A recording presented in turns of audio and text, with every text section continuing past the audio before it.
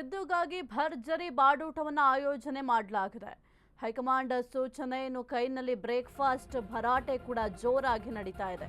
High command ಸೂಚನೆಯ ಬೆನ್ನಲ್ಲೇ ಕೈನಲ್ಲಿ ಬ್ರೇಕ್ಫಾಸ್ಟ್ ಭರಾಟೆ ಜೋರಾಗಿ ನಡೀತಾ ಇದೆ. ಇನ್ನು ಕೈಪಡಿಯಲ್ಲಿ ಜೋರಾದ ಬ್ರೇಕ್ಫಾಸ್ಟ್ ಮೀಟಿಂಗ್. ಅಂದು ಡಿಕೆಗಾಗಿ ಸಿಎಂ ಮನೆಯಲ್ಲಿ ಉಪಹಾರ ಕೂಟವನ್ನು ಆಯೋಜನೆ ಮಾಡಲಾಗಿತ್ತು. ಇವತ್ತು ಸಿಎಂಗೋಸ್ಕರ ಡಿಕೆ ಶಿವಕುಮಾರ್ ಅವರ ಮನೆಯಲ್ಲಿ ಬ್ರೇಕ್ಫಾಸ್ಟ್ ಅನ್ನು ಆಯೋಜನೆ ಮಾಡಲಾಗಿದೆ. ಇನ್ನು ಡಿಸಿಎಂ ಡಿಕೆಶಿ ನಿವಾಸದಲ್ಲಿ ಭರ್ಜರಿ ಬಾಡೂಟವನ್ನ ಆಯೋಜನೆ ಮಾಡಲಾಗಿದೆ. ಒಗ್ಗಟ್ಟು ತೋರಿಸೋಕೆ ನಡೀತಿದ್ಯಾ ಈ ಒಂದು ಬ್ರೇಕ್ಫಾಸ್ಟು ಎಂಬ ಪ್ರಶ್ನೆ ಕೂಡ ಮೂಡ್ತಾ ಇದೆ. ಯಾಕೆಂತಂದ್ರೆ ಬಿಜೆಪಿಯವರು ಪ್ರತಿ ಬಾರಿ ಕೂಡ ಆರೋಪವನ್ನ ಮಾಡ್ತಾ ಇದ್ರು, ಸಿಎಂ ಡಿಸಿಎಂ ಮಧ್ಯೆ ಯಾವುದು ಕೂಡ ಸರಿ ಇಲ್ಲ, ಕಾಂಗ್ರೆಸ್ ಒಡೆದ ಮನೆಯಾಗಿದೆ ಅಂತ. ಹಾಗಾಗಿ ಅಧಿವೇಶನಕ್ಕೂ ಮುನ್ನ ಈ ರೀತಿಯ ಒಗ್ಗಟ್ಟನ್ನ ಪ್ರದರ್ಶನ ಮಾಡ್ಕೊಳ್ಳಿಕ್ಕೆ ಪ್ಲಾನ್ ಮಾಡಿದ್ದಾರೆ ಎಂಬ ಪ್ರಶ್ನೆ ಕೂಡ ಮೂಡ್ತಾ ಇದೆ. ಇನ್ನು ಗೊಂದಲದ ಬಗ್ಗೆ ವರಿಷ್ಠರಿಗೆ ವರದಿಯನ್ನ ಸಲ್ಲಿಸುವ ಬಗ್ಗೆ ಕೂಡ ಚರ್ಚೆ ಮಾಡೋ ಸಾಧ್ಯತೆ ಇದೆ. ದೆಹಲಿಗೆ ಹೋಗೋದ್ರ ಬಗ್ಗೆ ಕೂಡ ಸಿಎಂ ಡಿಸಿಎಂ ಇಬ್ಬರು ಕೂಡ ಮಾತುಕತೆಯನ್ನ ಮಾಡುವ ಸಾಧ್ಯತೆ ಕೂಡ ಇದೆ. ಇನ್ನು ದೆಹಲಿ ಪ್ರವಾಸದ ವೇಳೆ ನಿಗದಿ ಬಗ್ಗೆ ಕೂಡ ಮಾತುಕತೆಯನ್ನ ಮಾಡ್ತಾರೆ. ಅಂದ್ರೆ ಯಾವಾಗ ಹೋಗಬೇಕು ದೆಹಲಿಗೆ ಅದ್ರ ಬಗ್ಗೆ ಕೂಡ ಮಾತುಕತೆಯನ್ನ ಮಾಡ್ತಾರೆ. ಇನ್ನು ಅಧಿವೇಶನದಲ್ಲಿ ವಿಪಕ್ಷಗಳನ್ನ ಯಾವ ರೀತಿ ಎದುರಿಸಬೇಕು, ಅವರ ಮಾತಿಗೆ ಯಾವ ರೀತಿ ಪ್ರತ್ಯುತ್ತರವನ್ನು ಕೊಡಬೇಕು, ಅದೆಲ್ಲದರ ಬಗ್ಗೆ ಕೂಡ ಮಾತುಕತೆಯನ್ನ ಮಾಡ್ತಾರೆ. ಹೈಕಮಾಂಡ್ ಸೂಚನೆಯ ಬೆನ್ನಲ್ಲೇ ಸದ್ಯಕ್ಕೆ ಕೈನಲ್ಲಿ ಈ ಒಂದು ಬ್ರೇಕ್ಫಾಸ್ಟ್ ಭರಾಟೆ ಜೋರಾಗಿ ನಡೀತಾ ಇದೆ. ಸಿಎಂ ಸಿದ್ದರಾಮಯ್ಯ ನಿವಾಸದಲ್ಲೂ ಕೂಡ ಈ ಒಂದು ಬ್ರೇಕ್ಫಾಸ್ಟ್ ಅನ್ನು ಆಯೋಜನೆ ಮಾಡಲಾಗಿತ್ತು. ಆ ಒಂದು ಸಂದರ್ಭದಲ್ಲೂ ಕೂಡ ಡಿಸಿಎಂ ಡಿಕೆ ಶಿವಕುಮಾರ್ ಅವರು ಸಿಎಂ ನಿವಾಸ ಕಾವೇರಿಗೂ ಕೂಡ ಭೇಟಿಯನ್ನ ಕೊಟ್ಟಿದ್ರು. ಬಿಸಿ ಬಿಸಿ ಆದಂತಹ ಬ್ರೇಕ್ಫಾಸ್ಟ್ ಜೊತೆಗೆ ಬಿಸಿ ಬಿಸಿ ರಾಜಕೀಯ ವಿಚಾರಗಳ ಬಗ್ಗೆ ಕೂಡ ಚರ್ಚೆಯನ್ನ ಮಾಡಿದ್ರು. ಇವತ್ತು ಕೂಡ ಸಾಕಷ್ಟು ವಿಚಾರಗಳ ಬಗ್ಗೆ ಚರ್ಚೆ ಮಾಡುವ ಎಲ್ಲ ರೀತಿಯ ಸಾಧ್ಯತೆ ಕೂಡ ಇದೆ. ಮುಖ್ಯವಾಗಿ ದೆಹಲಿಗೆ ಹೋಗಬೇಕು ಅಂತಂದ್ರೆ ಯಾವ ಸಮಯದಲ್ಲಿ ಹೋಗಬೇಕು ಅದೆಲ್ಲದರ ಬಗ್ಗೆ ಕೂಡ ಚರ್ಚೆಯನ್ನ ಮಾಡ್ತಾರೆ. ಇನ್ನು ಬ್ರೇಕ್ಫಾಸ್ಟ್ ನಲ್ಲಿದೆ ಸಿದ್ದು ಫೇವರೇಟ್ ಮೆನು, ಸಿಎಂಗೆ ಪ್ರಿಯವಾದ ನಾಟಿ ಕೋಳಿ ಸಾರು, ಇಡ್ಲಿ. ಇನ್ನು ಬ್ರೇಕ್ಫಾಸ್ಟ್ ಜೊತೆಗೆ ಬಿಸಿ ಬಿಸಿ ಚರ್ಚೆ ನಡೆಯುತ್ತಾ. ಹಾಗಾದ್ರೆ ಡಿಕೆ ಫಾರಂನಿಂದಲೇ ತರಿಸಿದ್ದಾರಂತೆ ಈ ಒಂದು ನಾಟಿ ಕೋಳಿ. ಕನಕಪುರದಲ್ಲಿರುವ ಫಾರ್ಮ್ ಹೌಸ್ನ ನಾಟಿ ಕೋಳಿ ಸಾರು, ಪಲ್ಯ, ಇಡ್ಲಿ, ದೋಸೆ, ಪೂರಿ ಎಲ್ಲವೂ ಇದೆ ಈ ಒಂದು ಮೆನುನಲ್ಲಿ. ಬ್ರೇಕ್ಫಾಸ್ಟ್ಗಾಗಿ ಉಪ್ಪಿಟ್ಟು, ಕೇಸರಿ ಬಾತನ್ನು ಕೂಡ ತಯಾರಿ ಮಾಡ್ಕೊಳ್ತಾ ಇದ್ದಾರೆ. ಇಡ್ಲಿ, ಕೋಳಿ ಸಾರು. ಇನ್ನು ನಾಯಕರು ಬಿಸಿ ಬಿಸಿ ಚರ್ಚೆಯನ್ನ ಮಾಡ್ತಾರೆ ಇದನ್ನ ಸವಿಯುತ್ತಾ. ಸಿದ್ದುಗಾಗಿ ಸ್ಪೆಷಲ್ ಆಗಿ ತಯಾರಾಗಿದೆಯಂತೆ ಬಾಡೂಟ. ಬ್ರೇಕ್ಫಾಸ್ಟ್ ಮೀಟಿಂಗ್ಗೆ ಬೇರೆ ಯಾರಿಗೂ ಕೂಡ ಆಹ್ವಾನ ಇಲ್ಲ. ಕೇವಲ ಮಾಜಿ ಸಂಸದ ಡಿಕೆ ಸುರೇಶ್ಗೆ ಮಾತ್ರ ಎಂಟ್ರಿ. ಸದಾಶಿವನಗರದಲ್ಲಿರುವ ಡಿಕೆ ನಿವಾಸದಲ್ಲೇ ಬ್ರೇಕ್ಫಾಸ್ಟ್ ಆಯೋಜನೆ ಮಾಡಲಾಗಿದೆ.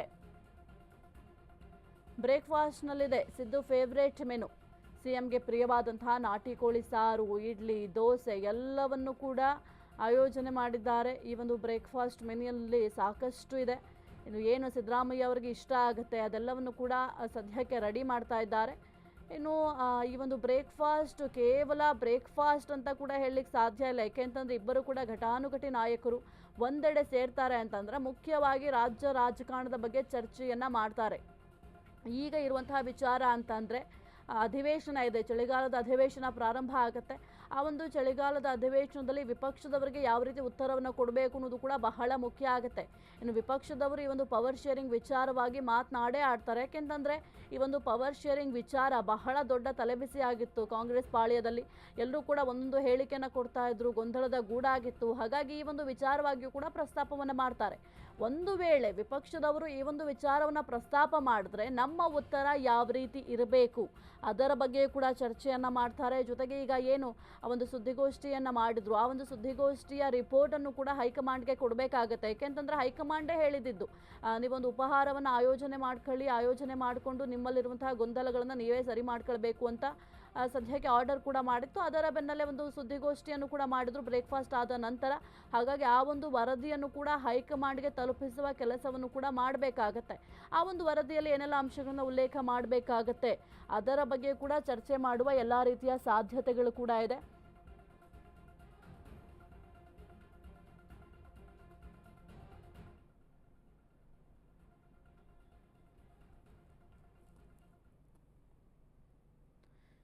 ಇನ್ನು ಕೈಪಡೆಯಲ್ಲಿ ಬ್ರೇಕ್ಫಾಸ್ಟ್ ಮೀಟಿಂಗ್ ಜೋರಾಗಿ ನಡೀತಾ ಇದೆ. ಕೇವಲ ಒಂದು ಬ್ರೇಕ್ಫಾಸ್ಟ್ ಅಂತ ಹೇಳಲಿಕ್ಕೆ ಸಾಧ್ಯ ಆಗೋದಿಲ್ಲ. ಯಾಕೆಂತಂದ್ರೆ ಸಿಎಂ ಸಿದ್ದರಾಮಯ್ಯ ಅವರು ಕೂಡ ಹೇಳಿದ್ರು, ಅವರ ಕಾವೇರಿ ನಿವಾಸದಲ್ಲಿ ಬ್ರೇಕ್ಫಾಸ್ಟ್ ಮಾಡುವಂತಹ ಸಂದರ್ಭದಲ್ಲಿ ಹೇಳಿದ್ರು, ಸರ್ ಇದು ಕೇವಲ ಬ್ರೇಕ್ಫಾಸ್ಟ್ ಮೀಟಿಂಗ್ ಅಥವಾ ಈ ಒಂದು ರಾಜಕೀಯ ವಿಚಾರವಾಗಿ ಚರ್ಚೆ ಮಾಡಲಿಕ್ಕೆ ಒಂದು ಬ್ರೇಕ್ಫಾಸ್ಟ್ ಅನ್ನು ಆಯೋಜನೆ ಮಾಡಿದ್ದೀರಾ ಅಂತ ಕೇಳಿದಾಗ ಹೇಳಿದ್ರು, ಇಲ್ಲ ಇದು ಕೇವಲ ಬ್ರೇಕ್ಫಾಸ್ಟ್ ಅಷ್ಟೇ, ಯಾವುದೇ ರೀತಿಯ ರಾಜಕೀಯ ವಿಚಾರಗಳ ಬಗ್ಗೆ ನಾವು ಚರ್ಚೆ ಮಾಡೋದಿಲ್ಲ ಅಂತ ಹೇಳಿದ್ರು. ಆದರೆ ಆ ಒಂದು ಬ್ರೇಕ್ಫಾಸ್ಟು ಕೇವಲ ಬ್ರೇಕ್ಫಾಸ್ಟ್ ಆಗಿರಲಿಲ್ಲ, ಅಲ್ಲಿ ಮೀಟಿಂಗನ್ನು ಮಾಡಿದ್ರು, ರಾಜಕೀಯ ವಿಚಾರಗಳ ಬಗ್ಗೆ ಚರ್ಚೆ ಮಾಡಿದ್ರು. ಅದಾದ ನಂತರ ಸುದ್ದಿಗೋಷ್ಠಿಯನ್ನು ಕೂಡ ನಡೆಸಿದ್ರು. ಸುದ್ದಿಗೋಷ್ಠಿಯಲ್ಲಿ ಕೆಲವೊಂದಿಷ್ಟು ವಿಚಾರಗಳ ಬಗ್ಗೆ ಕೂಡ ಪ್ರಸ್ತಾಪವನ್ನು ಮಾಡಿದ್ರು.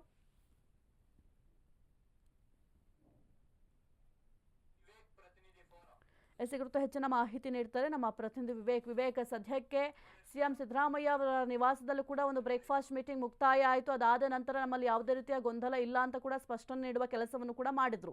ಇವತ್ತು ಡಿಸಿಎಂ ಡಿಕೆ ಶಿವಕುಮಾರ್ ಅವರ ನಿವಾಸದಲ್ಲೂ ಕೂಡ ಈ ಒಂದು ಬ್ರೇಕ್ಫಾಸ್ಟ್ ಅನ್ನ ಆಯೋಜನೆ ಮಾಡಲಾಗಿದೆ. ಇವತ್ತು ಏನೆಲ್ಲ ವಿಚಾರಗಳ ಬಗ್ಗೆ ಮುಖ್ಯವಾಗಿ ಚರ್ಚೆ ಆಗುತ್ತೆ ವಿವೇಕ್? ಎಸ್ ಸಾಹಿತ್ಯ, ಮೊನ್ನೆ ಅಷ್ಟೇ ಏನು ಸಿಎಂ ಹಾಗೂ ಡಿಸಿಎಂ ನಡುವೆ ಇರತಕ್ಕಂತ ಕುರ್ಚಿ ಫೈಟ್ ಹಾಗೂ ಗೊಂದಲಗಳಿಗೆ ಎಲ್ಲದಕ್ಕೂ ಕೂಡ ತೆರೆ ಎಳೆದಕ್ಕಂತಾನೆ ಹೈಕಮಾಂಡ್ ಒಂದು ಬ್ರೇಕ್ಫಾಸ್ಟ್ ಮೀಟಿಂಗ್ ಅನ್ನ ಕೂಡ ಆಯೋಜನೆ ಮಾಡಿತ್ತು. ಹೈಕಮಾಂಡ್ ನೇತೃತ್ವದಲ್ಲಿ ಒಂದು ಬ್ರೇಕ್ಫಾಸ್ಟ್ ಮೀಟಿಂಗ್ ಕೂಡ ಆಯೋಜನೆ ಮಾಡಿತ್ತು. ಅದು ಕೂಡ ಸಿಎಂ ಅವರ ನಿವಾಸದಲ್ಲೇ, ಕಾವೇರಿ ನಿವಾಸದಲ್ಲಿ ಒಂದು ಬ್ರೇಕ್ಫಾಸ್ಟ್ ಮೀಟಿಂಗ್ ಕೂಡ ನಡೆಯುತ್ತೆ. ಎಲ್ಲ ಸುಸೂತ್ರವಾಗಿ ಕೂಡ ನಡೆಯುತ್ತೆ. ಅದಾದ ಬಳಿಕ ಡಿಸಿಎಂ ಹಾಗೂ ಸಿಎಂ ಇಬ್ಬರು ಕೂಡ ಒಂದು ಸುದ್ದಿಗೋಷ್ಠಿಯನ್ನ ನಡೆಸ್ತಾರೆ. ಇದು ಕೂಡ ಹೈಕಮಾಂಡ್ ಹೇಳಿರುವಂತೆ ಅದರ ಸೂಚನೆಯಂತೆ ಕೂಡ ಒಂದು ಸುದ್ದಿಗೋಷ್ಠಿಯನ್ನ ನಡೆಸ್ತಾರೆ. ಇದು ಕೇವಲ ಬ್ರೇಕ್ಫಾಸ್ಟ್ ಮೀಟಿಂಗ್, ಇದರಲ್ಲಿ ಯಾವುದೇ ತರ ಚರ್ಚೆ ನಡೆದಿಲ್ಲ ಎಂಬ ಒಂದು ಸುದ್ದಿಗೋಷ್ಠಿಯಲ್ಲಿ ಹೇಳಿಕೆ ನೀಡ್ತಾರೆ. ಮತ್ತೆ ಇವತ್ತು ಡಿಸಿಎಂ ನಿವಾಸಕ್ಕೆ ಸಿಎಂ ಅವರು ಆಗಮಿಸಿದ್ದಾರೆ. ಇಲ್ಲೂ ಕೂಡ ಅಷ್ಟೇ ಬ್ರೇಕ್ಫಾಸ್ಟ್ ಮೀಟಿಂಗ್ ನಡೆಯುತ್ತೆ. ಇಲ್ಲೂ ಕೂಡ ಅಷ್ಟೇ ಮತ್ತೆ ಅದೇ ರೀತಿಯಾದ ಏನೆಲ್ಲ ಗೊಂದಲಗಳಿತ್ತು ಅದೆಲ್ಲ ಚರ್ಚೆ ಮಾಡುವಂತ ಸಾಧ್ಯತೆಗಳು, ಎಲ್ಲೋ ಒಂದ್ ಕಡೆ ಕಾನ್ಫಿಡೆನ್ಸ್ ಇರುವಂತದ್ದು, ಇಬ್ಬರು ನಾಯಕರು ನಾವು ಒಂದಾಗಿದ್ದೀವಿ ಅಂತ ತೋರಿಸ್ಕೊಳ್ಳೋದಕ್ಕೆ, ಹಾಗೆ ಹೈಕಮಾಂಡ್ ಸೂಚನೆ ಅಂತ ಇಬ್ಬರು ಕೂಡ ನಡೆದುಕೊಳ್ತಾ ಇದ್ದಾರೆ. ಜೊತೆಗೆ ಅವರು ಕೊಡುವಂತ ಹೇಳಿಕೆಗಳು ಪದೇ ಪದೇ ಇಬ್ಬರು ಕೂಡ ನಾವು ಹೈಕಮಾಂಡ್ ಹೇಳಿದಂತೆ ಕೇಳ್ತೀವಿ ಅನ್ನೋ ಒಂದು ರೀತಿಯಲ್ಲೇ ಕೂಡ ವರ್ತಿಸ್ತಿದ್ದಾರೆ. ಜೊತೆಗೆ ಇದೆಲ್ಲವೂ ಕೂಡ ಮಾಡ್ತಿರೋದು ಒಂದ್ ರೀತಿಯಾಗಿ ವಿಪಕ್ಷಗಳಿಗೆ ಯಾವೆಲ್ಲ ಅಸ್ತ್ರವಾಗ್ತಿತ್ತು ಅದೆಲ್ಲ ಕೂಡ ಕಟ್ ಆಗುವಂತ ಸಾಧ್ಯತೆಗಳು ಇದೆ ಸಾಹಿತ್ಯ. ಓಕೆ, ಥ್ಯಾಂಕ್ ಯು ವಿವೇಕ್ ನಿಮ್ಮೆಲ್ಲ ಮಾಹಿತಿಗಾಗಿ. ಸದ್ಯಕ್ಕೆ ಹೈಕಮಾಂಡ್ ಸೂಚನೆಯ ಬೆನ್ನಲ್ಲೇ ಸಿಎಂ ಸಿದ್ದರಾಮಯ್ಯ ಅವರ ನಿವಾಸದಲ್ಲೂ ಕೂಡ ಬ್ರೇಕ್ಫಾಸ್ಟ್ ಅನ್ನು ಆಯೋಜನೆ ಮಾಡಲಾಗಿತ್ತು. ಅದು ಕೂಡ ಸುಸೂತ್ರವಾಗಿ ಒಂದು ಬ್ರೇಕ್ಫಾಸ್ಟ್ ಮೀಟಿಂಗ್ ಅನ್ನು ಮುಗಿಸಿದ್ದಾಯಿತು. ಅದಾದ ನಂತರ ಸುದ್ದಿಗೋಷ್ಠಿಯನ್ನು ಮಾಡಿದ್ರು. ವಿಪಕ್ಷಗಳಿಗೆ ನಮ್ಮಲ್ಲಿ ಯಾವುದೇ ರೀತಿಯ ಬಿರುಕಿಲ್ಲ, ನಾವೆಲ್ಲರೂ ಕೂಡ ಒಗ್ಗಟ್ಟಾಗಿದ್ದೀವಿ ಅಂತ ಸದ್ಯಕ್ಕೆ ತೋರಿಸ್ಕೊಳ್ಳುವ ಪ್ಲಾನ್ ಕೂಡ ಮಾಡ್ಕೊಂಡಿದ್ರು. ಆಗ ಅದೇ ರೀತಿಯಲ್ಲಿ ವಿಪಕ್ಷಗಳಿಗೆ ನಮ್ಮಲ್ಲಿ ಒಡಕಿಲ್ಲ ಅಂತ ಕೂಡ ತೋರಿಸ್ಕೊಂಡಿದ್ದಾಯಿತು. ಈಗ ಡಿಸಿಎಂ ಡಿಕೆ ಶಿವಕುಮಾರ್ ಅವರ ಸರದಿ ಶುರುವಾಗಿದೆ. ಇವತ್ತು ಸಿಎಂ ಸಿದ್ದರಾಮಯ್ಯ ಅವರಿಗೆ ಈಗ ಒಂದು ಬಾಡೂಟವನ್ನು ಕೂಡ ಆಯೋಜನೆ ಮಾಡಿದ್ದಾರೆ. ಇನ್ನು ನಾಟಿ ಕೋಳಿ ಸಾರಾಗಿರ್ಬೋದು, ಇಡ್ಲಿ, ದೋಸೆ, ಪೂರಿ, ಕೇಸರಿಬಾತು, ಉಪ್ಪಿಟ್ಟು, ಈ ರೀತಿಯಾಗಿ ಸಾಕಷ್ಟು ಒಂದು ತರಹೇವಾರಿ ಭೋಜನಗಳನ್ನು ಆಯೋಜನೆ ಮಾಡಲಾಗಿದೆ. ಅಂದರೆ ತರಹೇವಾರಿ ಭೋಜನಗಳು ಕೂಡ ಈಗ ರೆಡಿಯಾಗಿದೆ ಸಿಎಂ ಸಿದ್ದರಾಮಯ್ಯ ಅವರಿಗೆ. ಈ ಒಂದು ಸಂದರ್ಭದಲ್ಲಿ ಸಾಕಷ್ಟು ಬಿಸಿ ಬಿಸಿ ವಿಚಾರಗಳ ಬಗ್ಗೆ ಚರ್ಚೆ ಮಾಡ್ತಾರೆ. ಕೇವಲ ಬಿಸಿ ಬಿಸಿ ಉಪಹಾರ ಸೇವನೆ ಅಷ್ಟೇ ಆಗಿರೋದಿಲ್ಲ, ಬಿಸಿ ಬಿಸಿ ವಿಚಾರಗಳ ಬಗ್ಗೆ ಕೂಡ ಚರ್ಚೆ ಮಾಡ್ತಾರೆ. ರಾಜ್ಯ ರಾಜಕೀಯದಲ್ಲಿ ಡಿಕೆ ಬ್ರದರ್ಸ್ ಸಂಚಲನ. ಇಂದಿನ ಬ್ರೇಕ್ಫಾಸ್ಟ್ ಮೀಟಿಂಗ್ನದ್ದೇ ಕುತೂಹಲ. ಡಿಕೆಶಿ ನಿವಾಸಕ್ಕೆ ಆಗಮಿಸಿದ ಸಹೋದರ ಡಿಕೆ ಸುರೇಶ್. ಸದಾಶಿವನಗರದಲ್ಲಿರುವ ಡಿಸಿಎಂ ಡಿಕೆಶಿ ನಿವಾಸ. ಡಿಸಿಎಂ ಡಿಕೆಶಿ ನಿವಾಸದಲ್ಲಿ ಪೊಲೀಸ್ ಬಿಗಿ ಭದ್ರತೆಯನ್ನ ಒದಗಿಸಲಾಗಿದೆ. ರಾಜ್ಯ ರಾಜಕೀಯದಲ್ಲಿ ಡಿಕೆ ಬ್ರದರ್ಸ್ ಸಂಚಲನ. ಇಂದಿನ ಬ್ರೇಕ್ಫಾಸ್ಟ್ ಮೀಟಿಂಗ್ನದ್ದೇ ಬಹಳ ಕುತೂಹಲ. ಏನೆಲ್ಲ ಚರ್ಚೆ ಮಾಡ್ತಾರೆ ಅಂತ ಬಹಳ ಕುತೂಹಲವನ್ನು ಮೂಡಿಸ್ತಾ ಇದೆ. ಸದ್ಯಕ್ಕೆ ಡಿಕೆ ಸುರೇಶ್ ಅವರು ಕೂಡ ಅಣ್ಣನ ಮನೆಗೆ ಆಗಮಿಸಿದ್ದಾರೆ. ಏಕೆಂತಂದರೆ ಈ ಒಂದು ಮೀಟಿಂಗಿಗೆ ಅಥವಾ ಈ ಒಂದು ಬ್ರೇಕ್ಫಾಸ್ಟಿಗೆ ಯಾರಿಗೂ ಕೂಡ ಆಹ್ವಾನ ಇಲ್ಲ. ಕೇವಲ ಸಂಸದ ಡಿಕೆ ಸುರೇಶ್ ಅವರಿಗೆ ಮಾತ್ರ ಎಂಟ್ರಿ ಇರುವಂಥದ್ದು. ಬೇರೆ ಯಾವುದೇ ಸಚಿವರಿಗೂ ಕೂಡ ಈ ಒಂದು ಬ್ರೇಕ್ಫಾಸ್ಟ್ಗೆ ಆಹ್ವಾನವನ್ನು ಕೊಟ್ಟಿಲ್ಲ. ಡಿಕೆ ಸುರೇಶ್ ಅವರು ಇರ್ತಾರೆ, ಡಿಕೆ ಶಿವಕುಮಾರ್ ಅವರು ಇರ್ತಾರೆ, ಜೊತೆಗೆ ಸಿದ್ದರಾಮಯ್ಯ ಅವರು. ಇವರು ಮೂರು ಜನರ ನಡುವೆಯೇ ಈ ಒಂದು ಮಾತುಕತೆ ಅಥವಾ ಈ ಒಂದು ಬ್ರೇಕ್ಫಾಸ್ಟ್ ನಡೆಯುತ್ತೆ. ಇನ್ನು ಸಿದ್ದರಾಮಯ್ಯ ಅವರ ನಿವಾಸದಲ್ಲೂ ಅಷ್ಟೇ ಕೇವಲ ಸಿಎಂ ಸಿದ್ದರಾಮಯ್ಯ ಅವರು, ಡಿಸಿಎಂ ಡಿಕೆ ಶಿವಕುಮಾರ್ ಅವರು, ಜೊತೆಗೆ ಕಾನೂನು ಸಲಹೆಗಾರರಾದಂತಹ ಪೊನ್ನಣ್ಣ ಅವರು, ಮೂರು ಜನರು ಮಾತ್ರ ಒಂದು ಬ್ರೇಕ್ಫಾಸ್ಟ್ ಮೀಟಿಂಗನ್ನು ನಡೆಸಿದ್ರು. ಹಾಗೆ ಇಲ್ಲೂ ಅಷ್ಟೇ ಸದ್ಯಕ್ಕೆ ಡಿಕೆ ಸುರೇಶ್ ಅವರು ಇರ್ತಾರೆ, ಡಿಸಿಎಂ ಡಿಕೆ ಶಿವಕುಮಾರ್ ಅವರು ಇರ್ತಾರೆ, ಸಿಎಂ ಸಿದ್ದರಾಮಯ್ಯ ಅವರು ಮಾತ್ರ ಈ ಒಂದು ಬ್ರೇಕ್ಫಾಸ್ಟ್ ಮೀಟಿಂಗ್ನಲ್ಲಿ ಭಾಗಿಯಾಗ್ತಾರೆ. ಮುಖ್ಯವಾಗಿ ಸಾಕಷ್ಟು ವಿಚಾರಗಳ ಬಗ್ಗೆ ಈ ಒಂದು ಬ್ರೇಕ್ಫಾಸ್ಟ್ನಲ್ಲಿ ಚರ್ಚೆಯನ್ನು ಕೂಡ ಮಾಡ್ತಾರೆ. ಅದಾದ ನಂತರ ಏನೆಲ್ಲ ಬೆಳವಣಿಗೆಗಳಾಗುತ್ತೆ ಅಂತ ನೋಡಬೇಕಾಗುತ್ತೆ. ಸಿದ್ದರಾಮಯ್ಯ ಅವರ ನಿವಾಸದಲ್ಲಿ ಆದ ಬ್ರೇಕ್ಫಾಸ್ಟ್ ನಂತರವೇ ಸುದ್ದಿಗೋಷ್ಠಿಯನ್ನು ಮಾಡಿದ್ದು. ಇದು ಕೂಡ ಏನಾದರೂ ಬೇರೆ ರೀತಿಯ ಬೆಳವಣಿಗೆಗಳಾಗತ್ತಾ ಪಕ್ಷದಲ್ಲಿ ಅನ್ನೋದು ಕೂಡ ಬಹಳ ಕುತೂಹಲಕ್ಕೆ ಕಾರಣ ಆಗಿದೆ. ಜೊತೆಗೆ ಯಾವೆಲ್ಲ ವಿಚಾರಗಳು ಮುಖ್ಯವಾಗಿ ಚರ್ಚೆ ಮಾಡ್ತಾರೆ, ಸದ್ಯಕ್ಕೆ ಈ ಒಂದು ಅಧಿವೇಶನ ಇರೋದ್ರಿಂದ ಅಧಿವೇಶನದವರೆಗೆ ಒಂದು ಪವರ್ ಫೈಟ್ಗೆ ಬ್ರೇಕ್ ಅನ್ನ ಹಾಕಲಾಗಿದೆ. ಇನ್ನು ಎಷ್ಟೋ ಜನ ಶಾಸಕರು ಮತ್ತೆ ಸಚಿವರು ಮಾತನಾಡ್ತಾ ಹೇಳ್ತಾ ಇದ್ರು, ಕಾಂಗ್ರೆಸ್ನಲ್ಲಿರುವಂತಹ ಶಾಸಕರು ಸಚಿವರು, ಇದನ್ನ ನೀವು ಕದನ ವಿರಾಮ ಅಂತ ಹೇಳಬೇಡಿ ಅಂತ. ಕದನ ವಿರಾಮ ಅಂತ ಹೇಳಲಿಲ್ಲ ಅಂತಂದ್ರೆ ಹಾಗಾದ್ರೆ ಇದು ಯಾವ ರೀತಿ ಅನ್ನೋದು ಕೂಡ ಬಹಳ ಮುಖ್ಯ ಆಗತ್ತೆ. ಈ ಒಂದು ಪವರ್ ಫೈಟ್ ವಿಚಾರಕ್ಕೆ ಇನ್ನೂ ಕೂಡ ತಾರ್ಕಿಕ ಅಂತ್ಯ ಸಿಕ್ಕಿಲ್ಲ. ಯಾಕೆಂತಂದ್ರೆ ಮಲ್ಲಿಕಾರ್ಜುನ ಖರ್ಗೆ ಅವರು ಒಂದು ಸಂಸದೀಯ ಸಭೆಯ ಸಂದರ್ಭದಲ್ಲಿ ಸೋನಿಯಾ ಗಾಂಧಿ ಅವರಿಗೆ ರಾಜ್ಯ ರಾಜಕಾರಣದಲ್ಲಿ ಏನಾಗ್ತಿದೆ ಅದರ ರಿಪೋರ್ಟ್ ಅನ್ನು ಕೂಡ ಕೊಟ್ಟಿದ್ರು. ಈಗ ಏನು ಈಗ ಒಂದು ಸದ್ಯಕ್ಕೆ ಒಂದು ಸಭೆ ಆದ ನಂತರ ಅವರಿಗೆ ಬುಲಾವ್ ನೀಡೋಣ ಅಂತ ಕೂಡ ಹೇಳಿದ್ರು. ಯಾಕೆಂತಂದ್ರೆ ಈಗ ಒಂದು ಅಧಿವೇಶನಗಳಿರೋದ್ರಿಂದ ಅಧಿವೇಶನ ಮುಗಿದ ನಂತರ ಬುಲಾವ್ ನೀಡುವ ಸಾಧ್ಯತೆ ಕೂಡ ದಟ್ಟವಾಗಿದೆ. ಸಿಎಂ ಡಿಸಿಎಂ ಬ್ರೇಕ್ಫಾಸ್ಟ್ ಹಿಂದಿದೆ ಹಲವು ಲೆಕ್ಕಾಚಾರ. ಸದನದಲ್ಲಿ ಯಾವುದೇ ಗೊಂದಲ ಆಗೋದು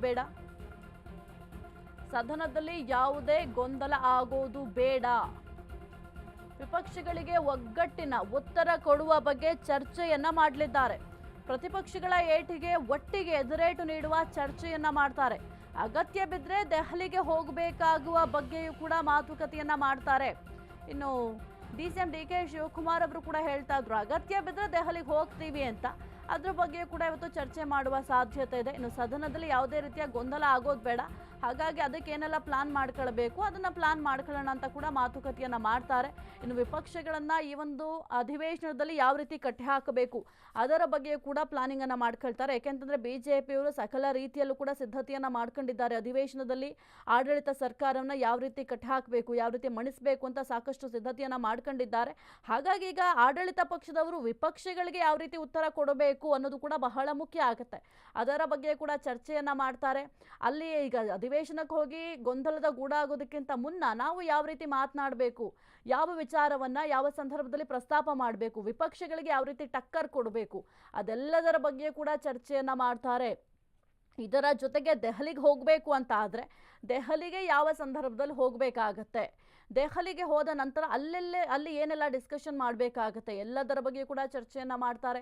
ಮುಖ್ಯವಾಗಿ ಈಗ ಏನು ಮೊನ್ನೆ ಒಂದು ಬ್ರೇಕ್ಫಾಸ್ಟ್ ಮೀಟಿಂಗ್ ಮಾಡಿದ್ರು, ಅಲ್ಲಿ ಒಂದು ವರದಿಯನ್ನು ಕೂಡ ಸಿದ್ಧಪಡಿಸ್ಕೊಂಡಿದ್ದಾರೆ. ಹೈಕಮಾಂಡ್ ಸೂಚನೆ ಕೊಟ್ಟಿತ್ತು, ಒಂದು ವರದಿಯನ್ನು ಸಿದ್ಧಪಡಿಸ್ಕೊಂಡು ನನಗೆ ಆ ಒಂದು ವರದಿಯನ್ನು ಕೊಡಬೇಕಾಗುತ್ತೆ ಅಂತ ಸೂಚನೆಯನ್ನು ಕೊಟ್ಟಿತ್ತು. ಅದರ ಬೆನ್ನಲ್ಲೇ ಈಗ ವರದಿ ಕೂಡ ಸಿದ್ಧಪಡಿಸ್ಕೊಂಡಿದ್ದಾರೆ. ಮುಖ್ಯವಾಗಿ ಆ ಒಂದು ವರದಿಯಲ್ಲಿ ಏನೆಲ್ಲ ಅಂಶಗಳನ್ನು ಉಲ್ಲೇಖ ಮಾಡಬೇಕು ಅದರ ಬಗ್ಗೆ ಕೂಡ ಚರ್ಚೆಯನ್ನ ಮಾಡ್ತಾರೆ. ಇನ್ನು ಸಾಕಷ್ಟು ವಿಚಾರಗಳಿದ್ದಾವೆ, ಜೊತೆಗೆ ಕೆಲವೊಂದಿಷ್ಟು ಗೊಂದಲಗಳಿದ್ದಾವೆ. ಸದ್ಯಕ್ಕೆ ಗೊಂದಲಗಳು ಯಾವೂ ಇಲ್ಲ ಅಂತ ಸಿಎಂ ಡಿಸಿಎಂ ಇಬ್ಬರೂ ಕೂಡ ಹೇಳಿದ್ರೂ ಕೂಡ ಆ ಗೊಂದಲಗಳಿಗೆ ಇನ್ನೂ ಕೂಡ ತೆರೆ ಬಿದ್ದಿಲ್ಲ. ಬ್ರೇಕ್ಫಾಸ್ಟ್ ಬಳಿಕ ಸಿದ್ದು ಡಿಕೆ ಜಂಟಿ ಸುದ್ದಿಗೋಷ್ಠಿ. ಇದು ಮತ್ತೆ ಜಂಟಿ ಸುದ್ದಿಗೋಷ್ಠಿ ನಡೆಸುವ ಸಾಧ್ಯತೆ ಇದೆ. ಮತ್ತೆ ಒಗ್ಗಟ್ಟಿನ ಮಂತ್ರವನ್ನ ಜಪಿಸ್ತಾರಾ ಸಿಎಂ ಡಿಸಿಎಂ ಎಂಬ ಪ್ರಶ್ನೆ ಮೂಡ್ತಾ ಇದೆ. ಕದನ ವಿರಾಮ, ಬ್ರೇಕ್ಫಾಸ್ಟ್ ಮೀಟ್, ಸಿದ್ದು ಡಿಕೆ ತಂತ್ರ. ಮೀಟಿಂಗ್ ಬಳಿಕ ಉಭಯ ನಾಯಕರಿಂದ ಸುದ್ದಿಗೋಷ್ಠಿ ನಡೆಸುವ ಸಾಧ್ಯತೆ ಇದೆ. ನೋಡಿ, ಮತ್ತೆ ಸುದ್ದಿಗೋಷ್ಠಿಯನ್ನ ಮಾಡುವ ಎಲ್ಲಾ ರೀತಿಯ ಸಾಧ್ಯತೆಗಳಿದಾವೆ. ಉಭಯ ನಾಯಕರು ಕೂಡ ಇವತ್ತು ಮತ್ತೆ ಸುದ್ದಿಗೋಷ್ಠಿಯನ್ನು ನಡೆಸುವ ಸಾಧ್ಯತೆ ಇದೆ. ಈ ಸುದ್ದಿಗೋಷ್ಠಿ ಬಹಳ ಪ್ರಾಮುಖ್ಯತೆಯನ್ನು ವಹಿಸಿದೆ. ಯಾಕಂತಂದ್ರೆ ಈ ಒಂದು ಸುದ್ದಿಗೋಷ್ಠಿ ಮಾಡುವಂತಹ ಸಂದರ್ಭದಲ್ಲಿ ಏನೆಲ್ಲ ವಿಚಾರಗಳ ಬಗ್ಗೆ ಚರ್ಚೆ ಮಾಡ್ತಾರೆ ಅನ್ನೋದು ಕೂಡ ಬಹಳ ಮುಖ್ಯ ಆಗುತ್ತೆ. ಕಳೆದ ಸುದ್ದಿಗೋಷ್ಠಿಯಲ್ಲಿ ಮುಖ್ಯವಾಗಿ ಚುನಾವಣೆಯ ವಿಚಾರವಾಗಿ ಚರ್ಚೆಯನ್ನ ಮಾಡಿದ್ರು. ಜೊತೆಗೆ ನಾವಿಬ್ರು ಯಾವ ರೀತಿ ಚುನಾವಣೆಯನ್ನ ಫೇಸ್ ಮಾಡಿದ್ವಿ, ಜೋಡೆತ್ತುಗಳ ರೀತಿಯಲ್ಲೇ ಮುಂಬರುವಂತಹ ಚುನಾವಣೆಗಳನ್ನು ಕೂಡ ನಾವು ಫೇಸ್ ಮಾಡ್ತೀವಿ, ಎದುರಿಸ್ತೀವಿ. ನಮ್ಮಲ್ಲಿ ಯಾವುದೇ ರೀತಿಯ ಡಿಫ್ರೆನ್ಸಸ್ ಇಲ್ಲ, ಗೊಂದಲಗಳಿಲ್ಲ, ಸುಮ್ಮನೆ ಊಹಾಪೋಹಗಳು. ಜೊತೆಗೆ ಬಿಜೆಪಿಯವರು JDS ಅವರು ಸುಳ್ಳು ಆಪಾದನೆಗಳನ್ನು ಮಾಡ್ತಾ ಇದ್ದಾರೆ, ಸುಳ್ಳು ಆರೋಪಗಳನ್ನು ಮಾಡ್ತಾ ಇದ್ದಾರೆ. ನಮ್ಮಲ್ಲಿ ಯಾವುದೇ ರೀತಿಯ ಗೊಂದಲಗಳಿಲ್ಲ ಅಂತ ಕೂಡ ಸಿದ್ದರಾಮಯ್ಯ ಅವರು ಮತ್ತೆ DCM ಇಬ್ಬರೂ ಕೂಡ ಜೋಡೆತ್ತುಗಳ ರೀತಿ ಸುದ್ದಿಗೋಷ್ಠಿಯನ್ನ ನಡೆಸಿದ್ರು. ಇವತ್ತು ಕೂಡ ಏನಾದರೂ ಸುದ್ದಿಗೋಷ್ಠಿಯನ್ನ ಮಾಡ್ತಾರಾ ಅನ್ನೋದು ಕೂಡ ಬಹಳ ಕುತೂಹಲವನ್ನ ಮೂಡಿಸ್ತಾ ಇದೆ. ಇವತ್ತು ಕೂಡ ಸುದ್ದಿಗೋಷ್ಠಿಯನ್ನ ಮಾಡಿ ಕೆಲವೊಂದಿಷ್ಟು ವಿಚಾರಗಳ ಬಗ್ಗೆ ಚರ್ಚೆ ಮಾಡುವ ಎಲ್ಲಾ ರೀತಿಯ ಸಾಧ್ಯತೆ ಕೂಡ ಇದೆ. ಕಳೆದ ಬಾರಿ ಯಾವ ರೀತಿ ಸುದ್ದಿಗೋಷ್ಠಿಯನ್ನ ನಡೆಸಿದ್ರು ಅದೇ ಮಾದರಿಯಲ್ಲಿ ಇವತ್ತು ಕೂಡ ಸುದ್ದಿಗೋಷ್ಠಿಯನ್ನ ಮಾಡುವ ಎಲ್ಲಾ ರೀತಿಯ ಸಾಧ್ಯತೆ ಇದೆ. ಈ ಒಂದು ಕದನ ವಿರಾಮದ ವಿಚಾರವಾಗಿಯೂ ಕೂಡ ಪ್ರಸ್ತಾಪ ಮಾಡಬಹುದಾಗಿದೆ. ಯಾಕೆಂತಂದ್ರೆ ನಮ್ಮಲ್ಲಿ ಯಾವುದೇ ರೀತಿಯ ಡಿಫ್ರೆನ್ಸಸ್ ಇಲ್ಲ ಅಂತ ಹೇಳಿದ್ದಾರೆ. ಆದರೂ ಕೆಲವೊಂದಿಷ್ಟು ಶಾಸಕರು ಸಚಿವರು ಹೇಳಿಕೆಗಳನ್ನ ಕೊಡ್ತಾ ಇದ್ದಾರೆ. ಆ ಒಂದು ವಿಚಾರಕ್ಕೂ ಕೂಡ ಬ್ರೇಕ್ ಹಾಕಬೇಕಾಗತ್ತೆ. ಹಾಗಾಗಿ ಆ ಒಂದು ವಿಚಾರವಾಗಿಯೂ ಕೂಡ ಪ್ರಸ್ತಾಪ ಮಾಡುವ ಸಾಧ್ಯತೆ ಇದೆ. ಮುಖ್ಯವಾಗಿ ಅಧಿವೇಶನದ ವಿಚಾರವೇ ದೊಡ್ಡ ಚರ್ಚೆ ಆಗುವ ಸಾಧ್ಯತೆ ಇದೆ. ಯಾಕೆಂತಂದರೆ ಅಧಿವೇಶನದಲ್ಲೂ ಕೂಡ ಈ ಒಂದು ಪವರ್ ಫೈಟ್ ವಿಚಾರಕ್ಕೆ ಸಂಬಂಧಪಟ್ಟಂತೆ ಪ್ರಸ್ತಾಪ ಮಾಡುವ ಸಾಧ್ಯತೆ ಇದೆ. ಯಾಕೆಂತಂದರೆ ಈ ಒಂದು ಪವರ್ ಫೈಟ್ ವಿಚಾರ BJP-ಅವರಿಗೆ ದೊಡ್ಡ ಅಸ್ತ್ರ ಆಗಿಬಿಟ್ಟಿದೆ.